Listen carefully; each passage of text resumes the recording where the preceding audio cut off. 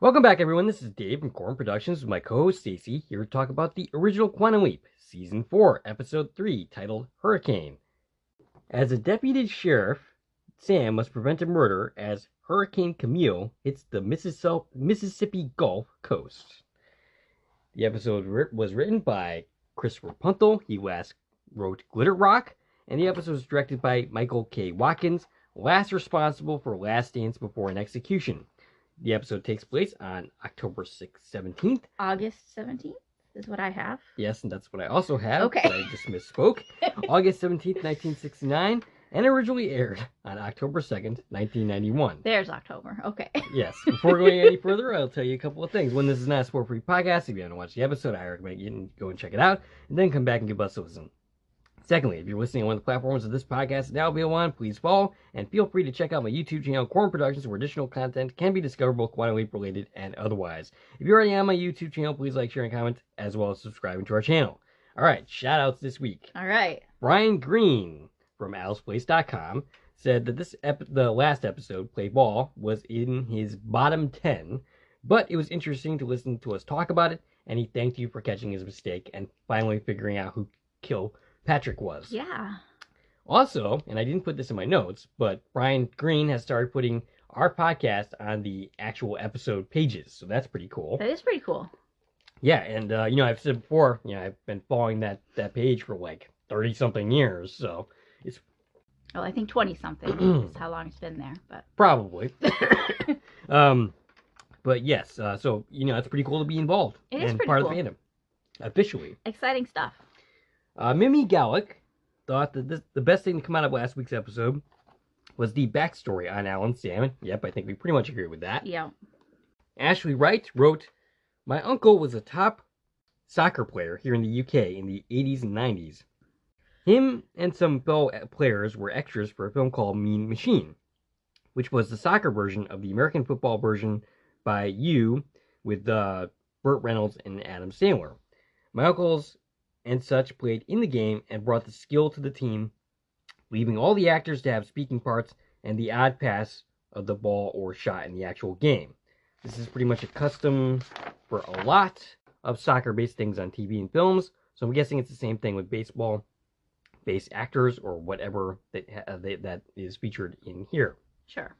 And that makes perfect sense, that you're going to have people who know how to play the game playing the game, right? Mm-hmm. And then, if you need to give someone a line, that's who's there, right? So It all makes sense. I just found it really interesting that it feels like, there were at least two people there in that episode that it feels like they've made careers out of just playing baseball in media. Well, I looked into Hank Robinson. He passed away. He was like 96 when he passed away.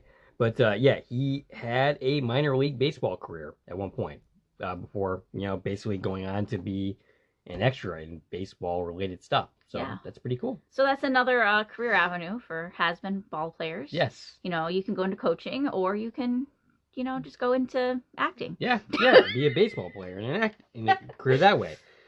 So he suggested, if we were looking for stuff to do, and I think we pretty much found what we're going to do, but he suggested doing The Wire, which is an all-time great television show. I don't know how I feel about actually tackling it, and I'm not sure if your interest level, if you've even seen the series. I have not. I know that Adam has seen part of it. He never actually finished it, but that's par for the course for Adam. Yeah. He's not great at finishing things. Yeah, he also suggested like Luther and Ashes to Ashes, which I don't know anything about, Life of Mars, and some other stuff. But so those are some interesting suggestions. What we are actually going with for the time being is we're going to do the 4th season of The Sinner. Yeah. Which you'll start seeing Monday. Yeah, so look out for that. And if you don't know what The Sinner is, well, go listen to our podcast on Monday and you'll know. Yeah. I mean, we've mentioned it many times. Many times. Which is why we are covering it.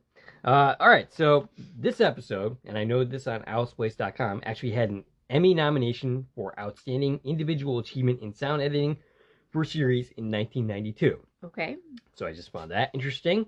I wasn't sure when to bring that up, so I guess I figured I'd just do it at the top. All right. So, Stacie, your thoughts on this week's episode. Okay, so Hurricane. And I remember when we were, talking about this at the end of our last Quantum Leap podcast, when we did the leap in here. And I didn't really remember how I felt about it, right? I know you said you weren't too crazy about it at that time.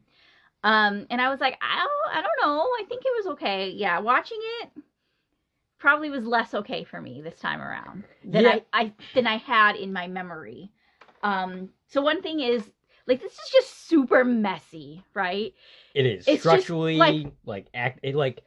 it's just from an acting perspective, a lot of the actors in this episode were bad. There's only one actor that I'm familiar with, James Morrison, who is pretty good in other stuff, but he's playing a Cypher. He's playing a red herring. So he doesn't get a chance to actually have a character. Yeah, the story itself, it felt really short. Mm-hmm. And I think part of that is because, like, half of the episode is just looking at stock footage. Right, pretty much. Now, I like stock footage. I love when they use real elements like that. But it was very overdone in this episode. Mm-hmm. Like, I feel like we had more of that than we did of the actual episode. Right. And I think if you cut that out, this would be like 20 minutes long. Yes. So there's not a lot of substance here. Structurally, this episode is a total disaster. I think there's a story potentially in here that could have worked if they had maybe reworked some things, but as it stands, it's not a very good episode. In my memory, I feel like there was more content here. Yeah. And there just isn't. Right. I think I actually made me kind of think of some of the episodes that I don't think of very much. I have a greater appreciation for those episodes more so than after watching this episode again, which I've avoided for the longest time because, in the past I just thought the episode was boring. Yeah. There's more problems here than I originally thought. Like I said, the two main actresses who appear in this episode, they're not very good. I think some of that might have been gone down to the fact that a lot of it was outside, so a lot of their lines were redone. There's some obvious ADR work here. Okay. So those lines were overdubbed, and perhaps that's why some of the performances, especially early on, were so bad, even from Bakula. But yeah, I mean, like, Lisa flits in and out of the episode. She doesn't get a chance to really develop a character. Yeah. She just suddenly randomly appears. I was confused because I thought, like, she was in this more than she is. Right. And she leaves, like, the second time, and I'm like, okay, well, she's going to come back in a minute, right? No, she doesn't come back till, like, the very end. Right. And I was like, oh, I thought she had more to do with the actual episode, but she really didn't. Yeah, and you know what I'm really upset about? What happened to her cat? Okay, so I think I know what you're talking about. The cat does actually get saved at the beginning of the episode. Yeah, and goes in her car. Yeah. But then she keeps coming back. There's a hurricane outside. We never see the cat again. The cat does not come into that building. No, you're right. The cat stays in the car or something. They bring in all their stuff that they want to preserve. Right. Yeah. But where's the cat? I don't know. I was upset about the cat. I'm sorry. The cat, like, we learn the cat exists. We put it in the car, and we never see it again. Right. Yeah. That made me a little angry. So there actually is some love for this episode. I looked into AlicePlays.com, the forums. Yeah, I remember you were talking about that last week, and I did not look into that again, so I'm glad you did. It's like every episode, there's mixed opinions, but there's definitely people who love it. And the person who adopted the episode on the actual AlicePlays.com entry for it, Elise, I think her name is, with AKA Sheridan is what she's written down as. She had some glowing things to say about the episode. I don't agree with any of it, but just for the sake of the other side and in the sake of fairness, there is some love for this episode. I just don't happen to be one of them that gives the love. So do we have anything else to say before getting into it? No, let's just hit the episode. All right. So the episode begins with Sam leaping into a windy outdoors, wearing a sheriff uniform, holding a cat, while talking to Sissy and Lisa. Sissy is his host's current girlfriend. Yeah, and Sissy's wearing a Red Cross jacket, so we know right away she's a Red Cross nurse. And Lisa is an ex, though we don't know this yet. Sissy is played by Marilyn Jones. She has 48 acting credits for herself, including a stint on Magnum P.I., V, the series, and 3 appearances on Murder, She Wrote, which is actually her last acting work. Okay. Lisa, meanwhile, is played by Tracy Colas, who has 26 credits. One of them is in Early Edition, which was a show that actually went on for a lot longer than I thought it did. You know what? I had that same reaction when I saw that credit. I was like, wait, I thought that was like a short-lived show. No, it went on for 4 seasons, and it's very Quantum Leap-like. Yeah, I never actually watched it. No, neither did I. But basically, the premise was that he gets the paper from the next day. Yeah. And then goes and tries to fix it. Somewhere in my head, I thought like it was like one of those one season things, which is why I never bothered with it. Mm-hmm.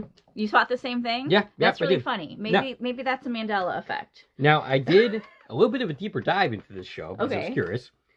The writing staff has Jeff Pinkler on the staff. Okay. And now, of course, we know him from his involvement in Fringe, Lost, and the current show From. Yeah. Also on the writing staff is Doris Egan, who would go on to be write for House MD and The Good Doctor. Okay. Both David Shore shows. Yeah. Maybe we need to find that series. Yeah, perhaps. Well, we watched The Good Doctor for sure, but I kind of gave up on it after a while. I gave up on it eventually, but I lasted longer than you did. Yeah, I just recognized too many of David Shore's story beats. Yeah. That it's like, okay, I'm recognizing this too much from House, basically. But yeah, so that's basically that. Sam reacts shocked to the news of a hurricane coming. And this is very obvious ADR work. This is the most obvious version of it when he's like, hurricane! That was clearly recorded after the fact. A newspaper flies into his face. The cat ends up growling and taking off. Credits. And, oh, no, go ahead. Okay. Go ahead. So, we come back, and the girls are overreacting to the newspaper flying in his face. Trying to, they're all concerned about his well-being. I'm not sure why. It was just a newspaper. Sissy seems to see a different color in his eyes, and this will happen 2 times during the course of this episode, which suggests that there's maybe like a something going on with the aura. Right. So it's like Sam is bleeding through. Right. Right. Now she only sees his eyes, which is good because this probably would go a real different way if she actually saw Sam. One person suggested it was because the other person was drunk. That doesn't account for Sissy. Right. Yeah, I saw that. And yeah, so the other character that will eventually, have the same type of thing is Marc Lejeune, the guy at the hurricane party. Yes. And he doesn't specifically comment on Sam's eyes, but he says if he closes one eye, if he looks through his left eye or right eye, he sees 2 different people. So he's literally seeing Sam or Archie. Right. Which is pretty cool. I don't think they ever did that again. And they didn't really explore it here. They were too busy like, oh my god, there's a hurricane coming, to stop and be like, wait, what's happening? Why can these people see me? Right. Which I thought was almost a little weird that they introduced that element but not develop it at all. Right. They didn't actually do anything. They didn't even like Al never mentioned it. We didn't talk about it. Right. So Sam blows us off and starts looking for the cat. Lisa asks for advice where to go, and Sam BS's out some advice that actually sounds somewhat legit, but I don't know that it actually is. She ends up calling for Boots, which is the cat, apparently. The cat gets in the car, and Lisa takes off. And as far as we know at this point, Lisa is an unimportant character. Like, we don't know that we're ever going to see her again. And the cat actually, Sam didn't catch the cat. Bofus the dog, yes, who is Sissy's dog, he comes and kind of wrangles the cat. We don't see the dog, but we hear the dog, and the cat runs in the car. So the cat runs away from the dog. Last time we're going to see the cat. Right. I won't say that again. I'm done with it. But that's the last of the cat right there. Maybe he got blown away in the hurricane at some other point. Anyway, Sam I'm sure the cat is fine. It's just sleeping. Anyway. So, Sam narrates that being in a hurricane is comforting. It reminds him of quantum leaping because it's unpredictable. Okay. Yeah, that seems like a weird thing to say. Right. Sissy talks about how sweet Lisa is and how she was bugging him about helping her, and then randomly asks when was the first time she knew he loved her. This is, first of all, random, and do they have time for this conversation? Yeah. There's a hurricane going on. This is when we actually learn. Yes. That Lisa is the host's ex. Right. As well as the fact that Sissy is the girlfriend. They're not just, helping together. Right. So this is where this little statement here is how we get the whole context of how these characters know each other. And yeah, it's messy. The entire plot, the entire script, the entire everything is just super messy. And I don't understand why, because the writer and director of this episode have both done plenty of episodes of the series and gone on to have greater careers. Yeah. And they did better work than whatever was going on here. And I'm not sure why. Okay, so they kiss. Chrissy starts talking. No idea what she's talking about, and I don't actually care that much. Do you have anything to say? No, okay. There's a call on the radio. the person on the radio is played by W.K. Stratton. Yes, the dispatcher. Uncredited role. And, of course, we've talked about W.K. Stratton a couple of times. Yeah, he's in many episodes of Quantum Leap. Yep. He is Larry Stanton. Yes, in the trilogy. Plus, he was in the He was in a lot of episodes, yeah, but that's my favorite spot right there. So that's where I go. Yep. Sam answers, and the person gives him a bunch of numbers about things that neither Sam or I understand. But he's giving him instructions, basically, to go to a party and break that up and get those people out of there. Yeah, he has to go to the Gulf View apartments. The manager of the apartment says there's some people there refusing to evacuate. Right. And then he has to report to Unibel's. Mm-hmm. Those are his just directions. So he goes to Unibel's, and you said the person that he mainly talks to, who is he? Well, again? This is the Gulf View apartments he's going to. Okay. Unibel's is the other place. Oh, okay. So this is where I'm going to mention here. We start seeing a lot of stock footage. Yes. Every time Sam, gets in the car and drives somewhere, which he spends a lot of time driving in this episode. Mm-hmm. The current footage is like, oh, he's driving and it's windy and rainy. Right. Superimposed with lots of stock footage of hurricanes. Right. And of Hurricane Camille specifically, I presume. Mm. But I also think there's probably other stock footage here as well, because there's just so much of it. Right. Yes. So lots of stock footage. You mean there wasn't actually a hurricane going on when this episode was filmed? Probably not a hurricane in California when Right. this was being filmed. Mm-hmm. No. During this drive, he tells us about growing up in Indiana and that did not prepare him for a hurricane. Right. So a minute ago, he's telling us how he feels so comfortable because it Yes. reminds him of leaping. And now he's like, oh, wait, I'm not in Indiana anymore. Right. Yep. So yeah, Sam and Sissy both get to the apartments. There's this hopping party going on, and they talk to Mark Lejeune, and he's like the guy hosting the party. There's a lot of people there, but he's the only one who's got a speaking part, so we don't hear from anybody else. That's the character's name? Yes, that's the character's name, Mark Lejeune, and he is played by Richard Grove. Richard Grove. That name does sound familiar. I did not catch anything specific. Nothing in his IMDb spoke to me, so I didn't take any notes on what he's done. Okay, so he turns out to be the second person to see Sam's eyes. You were just talking about all that stuff. Yeah, again, like I'd already said, he specifically said, oh, if I close my left eye, you look like one person, and if I close my right eye, you look like another.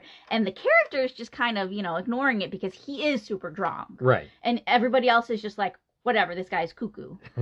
And, basically Sam does not successfully get these people to leave. And yeah, he literally says, this is private property. You gotta go. I have every right to stay here. It's a co-op, meaning he owns, it's basically a condo, is what I got out of the conversation. And yeah, I don't care about these people. The episode doesn't really make me care about them. I don't really care about this particular character. There's nothing likable about him. You can die in a hurricane for all I care. But important to note that we didn't learn this yet, but we will soon, that in the original history, Archie did save these people. So if Sam lets them die, he effectively is making history worse by letting a whole bunch of people die. Yeah. All right. So Sissy... More stock footage happens. Yes. And then afterwards, Sissy talks about feeling alive in the storm as they are outside in the wind blowing and the rain. Sam makes a reference to traveling through time. Okay, whatever. And so... in this episode, and again, it's super messy, and we don't actually deal with any of this, but this is one of those episodes where Sam's actually falling for the girl. Yeah, and that's the thing, is I find most of Sam's actions in this episode regarding Sissy to be out of character for him. Yeah. There's no hesitation to be macking with her. Totally. And I don't really get the appeal. So, there's a few times, right, where he actually, falls for the girl and has these romances and the leaps. But when that happens, usually he makes a big deal out of that fact. And here it's just cool, I'm here. Yeah, let's just make out with Sissy in a closet, whatever. So also, he's not the sheriff, but he's the deputy sheriff. And she's a member of the Red Cross, correct? Right. So don't these people have jobs to do during this? Because it seems like that's what they're doing. Their job was to go evacuate people. And I think they're kind of mostly done at this point. They're ready to hunker down themselves. I mean, they just don't seem to have any urgency in anything they're doing. There's a hurricane coming, and they're just oh. Okay, anyway. All right, so we're at Unibel's, right. Finally, which Unibel's is a bait shop, I think they said at one point. I'm not really sure. It's a designated shelter, which is where they ended up. Now, the dispatcher had told them to check in there after going to the party. But then once we get there, they're like, oh, yeah, we're here to hunker down. Mm-hmm. So what are you checking on, right? Right. Okay, but yeah, they're there now. So Al ends up appearing at the 10-minute and 40-second mark. And it's really cool because Sam's in the background. We actually see the door open and Al going out the door. And it is really cool. I will give the episode credit for that. And actually, the conversation that follows is pretty good, too. Okay. Before you get too deep into that, we did meet Unibel as soon as we got here. Yes. So I just want to mention her. She is played by Marjorie Lovett. The notes I took for her is that she is in one episode of X-Files. Oh. Okay. No, I did not note which episode. I figured not. I didn't note which episode for anything today, so don't ask me. Okay.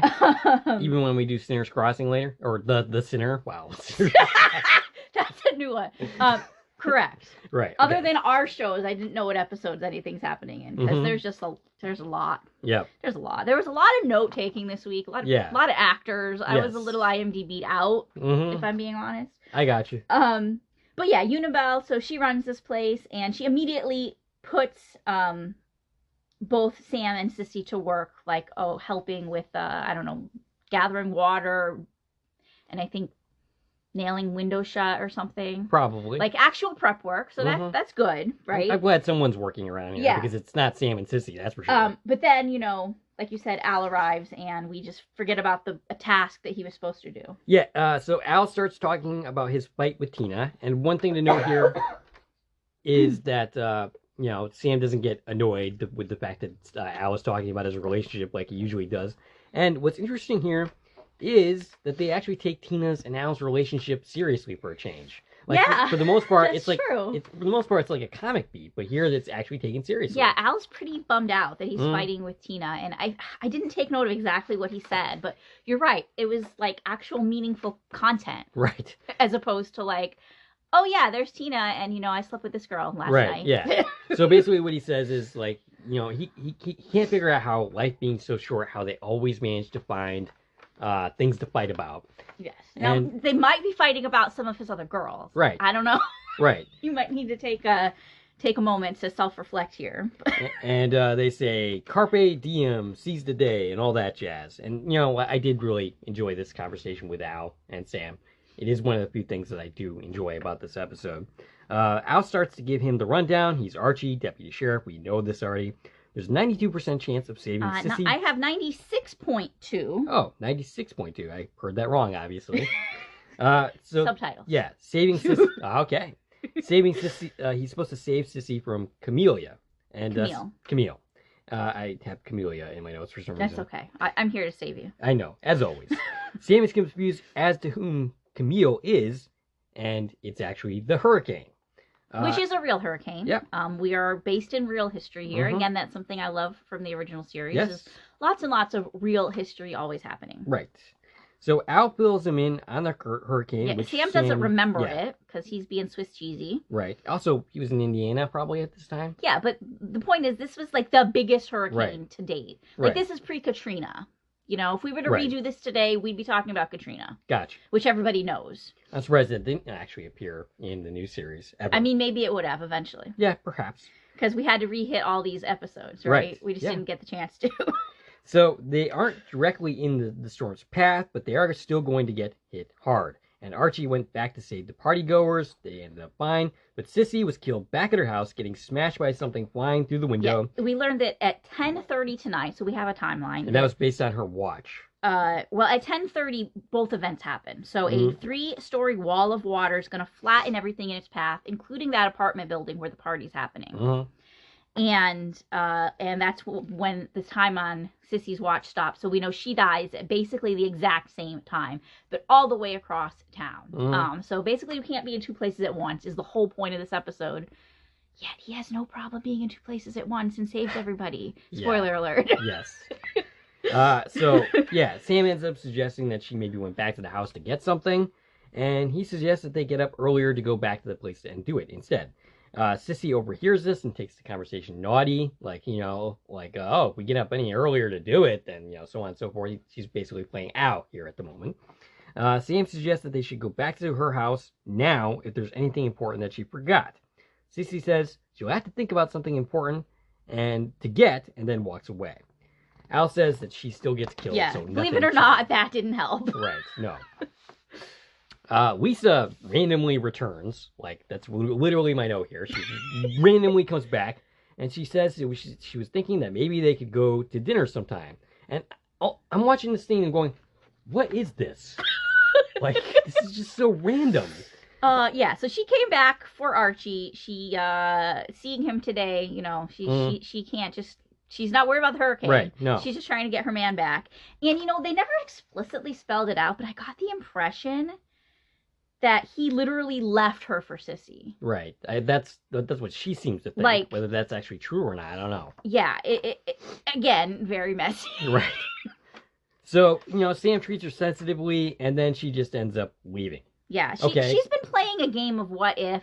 Right. So she's here to be like, you know, do you think, you know, if you didn't meet her, would we still be together? And he rejects her, but in a very diplomatic way. And he's like, you know, this is what is, and you just got to be okay with it. Right. And then I'm wondering, like, this doesn't feel like Sam either. Right. Because he doesn't usually take positions in people's lives like that. He doesn't know. For all he knows, he could be here to get him and Lisa together. Right. He doesn't usually, like, give opinions on people's situations. He would have just been like, I would think, you know, it'd be more like him to just be like, well, let's deal with the hurricane and we can talk tomorrow. Right. Call me, we'll talk. Right. You know, when I'm not here. Right. You know, when it's actually Archie and you can make the decision for him. Yeah, so, all right, so she leaves. A family is brought into the shelter, some older people, and we have a scene which is just noise. Okay. There's people talking over each other. This is the Deaver family. Yes. Okay. So we have Joe Deaver. Yes, and he's played by I suddenly can't remember his name. He's played by James Morrison. James Morrison. Yeah. James Morrison was in the 2017 revival of Twin Peaks. Okay. And he was in Catch Me If You Can. I love that movie. Yes. And he was also in one episode of X-Files. In addition to that, he was also on 24 as Jack Bauer's boss. Okay. And he also had a singular appearance in The West Wing. And I also have Catch Me If You Can in my notes as well. And he has a total of 109 credits for him. Yeah, we have lots of character actors here who have done lots and lots of things. It's hard to pick out, like, what we want to reference, right? Like, I'll pick out something that means something to me, but it's like they've been in one episode of, like, 50 different things. Right, so. Yeah. Oh, absolutely. And, yeah, like I said, the scene is just pure noise. People talking over each other. It's just nonsensical. Yeah. But also in the scene is an older man played by Bill Irwin. Yeah, so it's Joe and his parents. Yes. So this is Mr. and Mrs. Deaver. Okay. And he died on December 29th, 2010 at the age of 96. He was in Home Alone, Planes, Trains, and Automobiles, and an episode of My Name is Earl. He was also in 8 episodes of Growing Pains. Oh, okay. As 8 different characters. That's why I noted that one. Yeah, that's not something that happens very much 8 different anymore. Character names listed for 8 episodes. Oh, wow. Talk about being a character actor. Yeah. That you're that forgettable. That they reuse you as 8 different characters over 8 episodes in, I think, 6 years that show ran. He was also in 1 episode of Star Trek Next Generation. Ah, okay. No, I did not note the episode. Actually, no, I didn't know him. But he has a total of 254 appearances for him. And then there's his wife. She's credited as Mima, played by Barbara Townsend. She died in 2003 at the age of 44. 41 acting credits for her. She was a admiral in Star Trek: The Next Generation in the 4th season episode of Suddenly Human. Oh, you got an episode that time. I did. All right.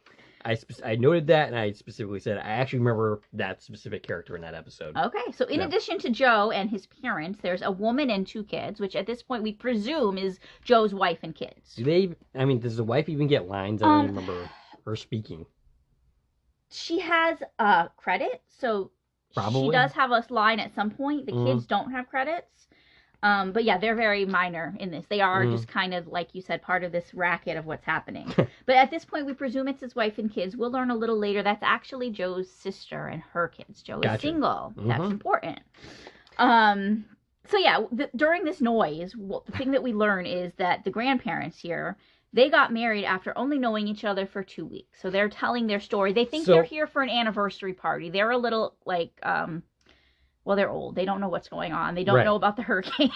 So what's funny to me is I completely missed that line of dialogue it's not easy to it's not hard to do because again it was just a big ball of noise. I completely agree with you. It was extremely irritating to watch. But the only reason I knew that happened is because I was looking at AlicePlace.com. I noticed that the person who adopted that episode said that was like the best scene is that mentioning it. And that here in my notes before I noticed that I have Sissy randomly questioning Sam because it was just like I didn't notice this line of dialogue, and all of a sudden she's like, "Would you marry someone after a week?" And I'm like, "Sissy, what the hell are you talking about?" Yeah, so she's commenting on this. She thinks it was a little weird that that they got married after only knowing each other 2 weeks. Of course, that was 50 years earlier, like in the 40s. I think that was more. It was a different time. It was more common back then to marry quickly because I don't know. That's just what people did back then. They met somebody and they instantly got married and had a family, and there you go. So Sissy asks Sam this, and he again has a super not Sam-like answer. Yeah, it's like so smooth and just like, if it's the right person, I'd marry him after an hour. Yeah. Okay, Sam. Which what are you talking about? And then that sounds like Al talking, not Sam. And then they start making out. 5 ex-wives. Yeah. And then they start making out, and no hesitation on this. They just start kissing and okay. Like I said, this all seems very out of character for Sam Beckett. Joe ends up seeing this. I mean, maybe it's because he's, Archie is coming through. Maybe, perhaps. But we don't deal with that. Right. So Joe sees this. We see like a little clip of him watching. Yeah, he's watching. And then Al suddenly is there and coughing to get Sam's attention. Al points out that one of the people at the party is Joe Deaver, an ex-boyfriend with a hot temper, insanely jealous, and now he's a suspect. And basically, his entire character is a red herring. Right. Because that's... And this is where we learn that the woman's actually his sister, and it's her kids, and this isn't his family. And we learn that Sissy was last seen leaving Unibel's with Joe. Right. So we presume here that Joe takes her to her house and kills her. Right. And also, Sam's all panicky. Next thing we know, Sam is running to the door, and in comes Sissy and Joe from the rain with some boxes. Well, yeah, so he was running to the door because he goes and he says, "Where's Sissy?" And Unibel says, "Oh, she just left with Joe." Right. So he thinks it already happened. They left together. Mm-hmm. But yeah, she was just helping him bring boxes in because, again, we're preserving our important stuff. Right. But we don't care about the cat. Well, the cat is Lisa's. The cat, but we never care about the cat. I'm sorry. So Sam ends up asking Sissy if she got all her things from the house again. Sissy says he's been acting strange. Sam denies it, but ends up admitting that Lisa came back. Sissy says... Yeah, because Sissy thinks the reason that he's acting weird is because he saw her today. Right. Meaning Lisa. And this is the first Al's hearing about Lisa. Right. And he's all like, her? Who's her? Tell me about her. Right. Sissy says he can't encourage her. Sam doesn't think he was. She says she's hurting and doesn't want to lose a good thing, much like Sissy feels. Sam randomly asks if things are over between her and Joe, which just serves to annoy Sissy. Yeah, again, super, super messy. Right. And why does Sam even care about this? Well, I mean, he thinks that perhaps that Joe is the reason why she is dead. Right, but I think there's a better way to tackle that. It's all really weird. Yeah. So Sissy asks if he's afraid he's going to do something. She says he never hurt or touched her, despite being a raving psychopath, according to this episode. And then Al's like, "Oh, we can forget that theory then. Can you, though?" Right. I mean, just because he didn't hurt her when they were together, does that mean he wouldn't hurt her when she's rejecting him? Right. Yes. Exactly. He ends up asking if she ever thought about being a psychiatrist. She dreamed of being a doctor at one point. Oh, that's a whole nother thing. Yeah. Her dream was to be a doctor, a medical doctor. Yes. She's a nurse. Mm-hmm. Sam's the one who pushes, "Oh, you'd be a great psychologist." Right. Where do we land at the end of this episode? Yeah. Exactly. Yeah.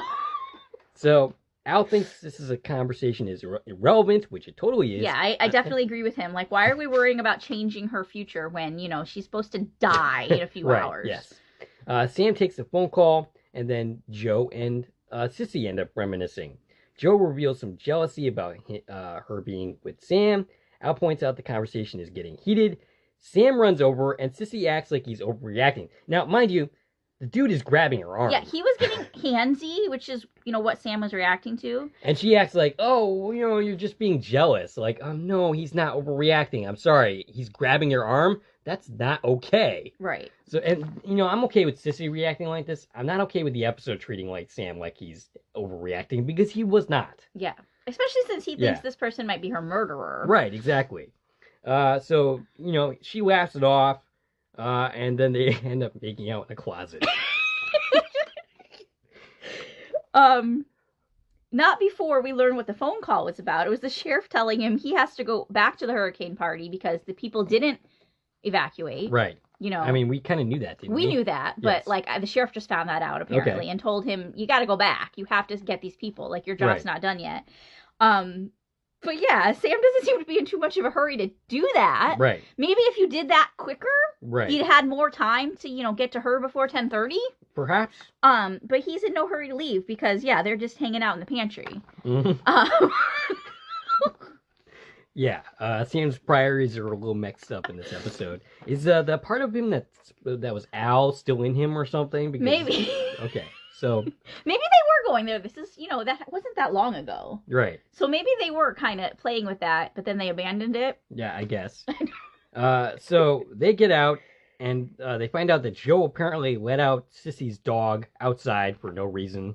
Sam... I think he's just trying to be an asshole. Yeah, and he's succeeding. So but Sam takes it as he's trying to lure Sissy to her house because she immediately says, oh, the dog was let outside. It went to my house. Now, I don't know how far away her house is. Right. But it doesn't seem close. Right. And it felt really weird to me that we're presuming this dog just traveled all the way across town in the middle of a hurricane. Right. I'm a dog person. Dog's not doing that. Yes, a dog will go home.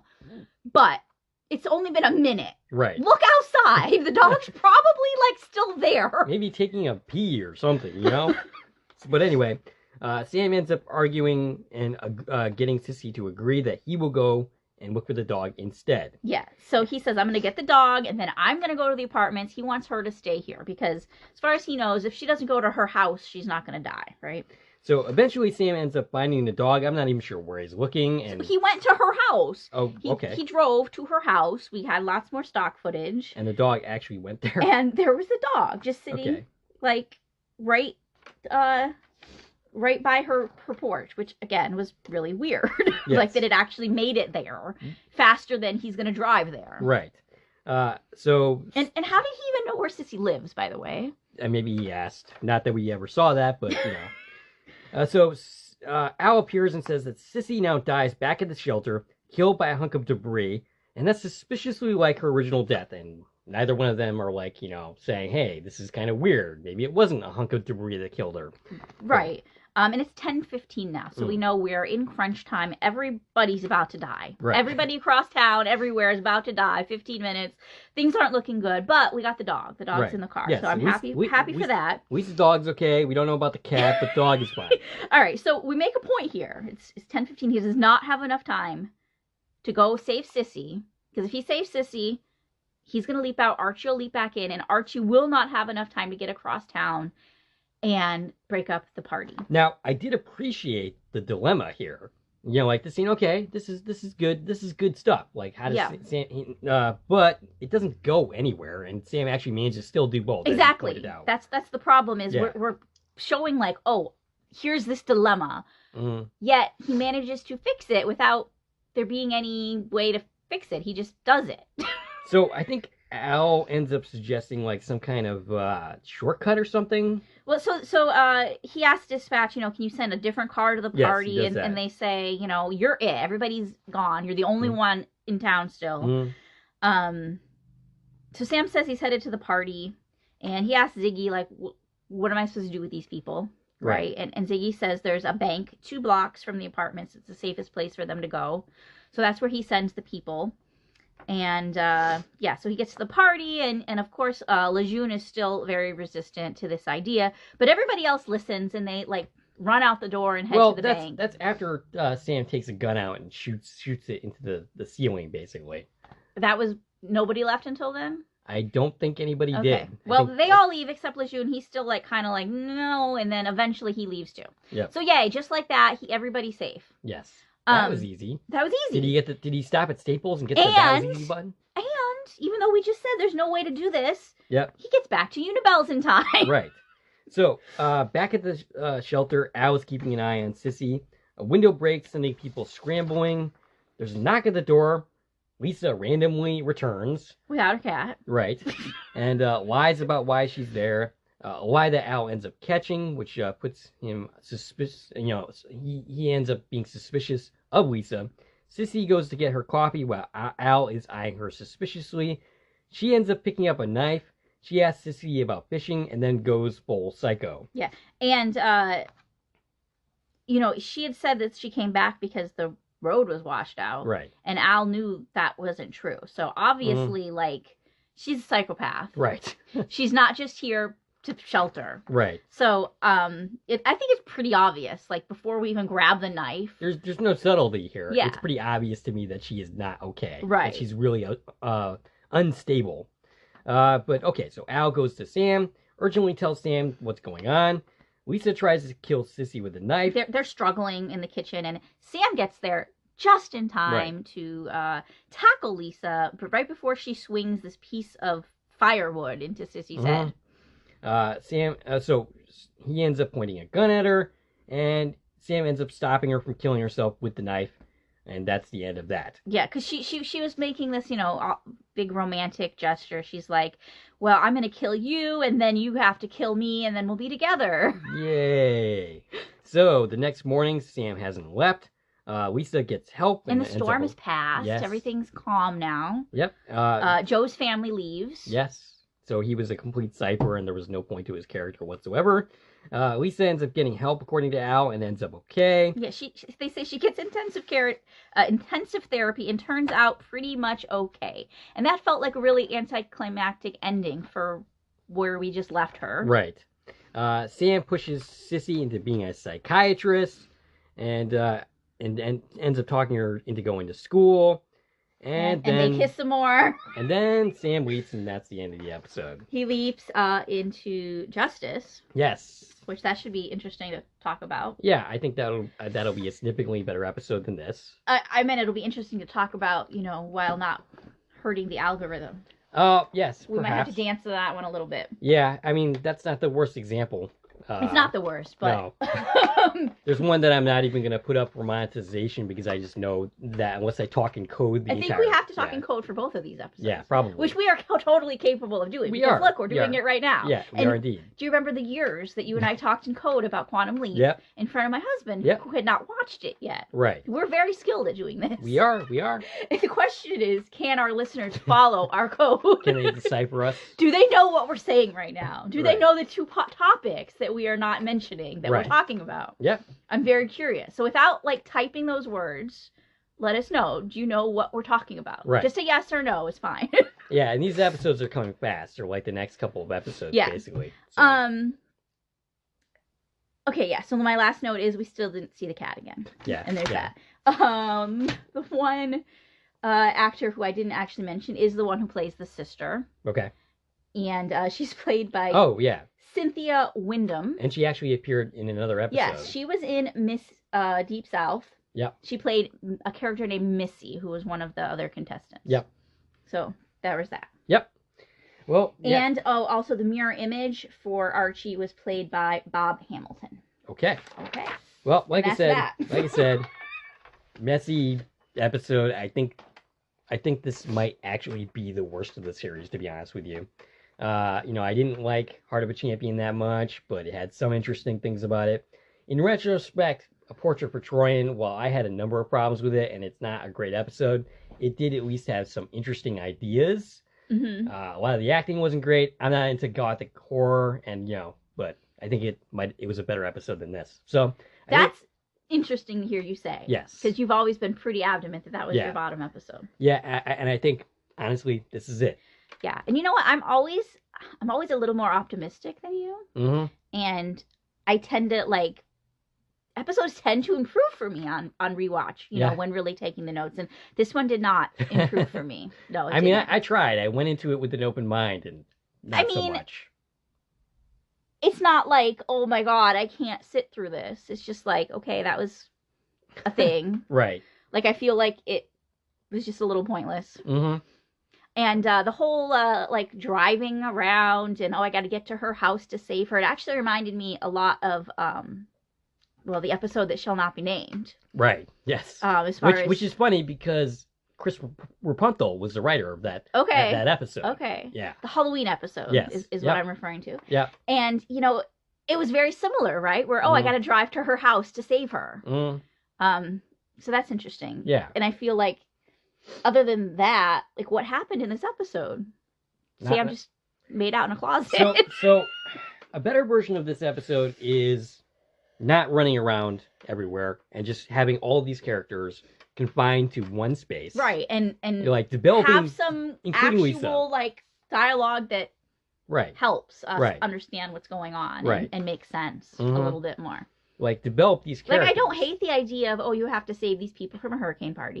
Which, by the way, that event was based on, an actual party of people who did die during Camille. There was a party of people who refused to evacuate, and they all died. They didn't get saved. Gotcha. So, that's cool, right? That we're touching on these things. Like, these are real things. This is stuff that happens.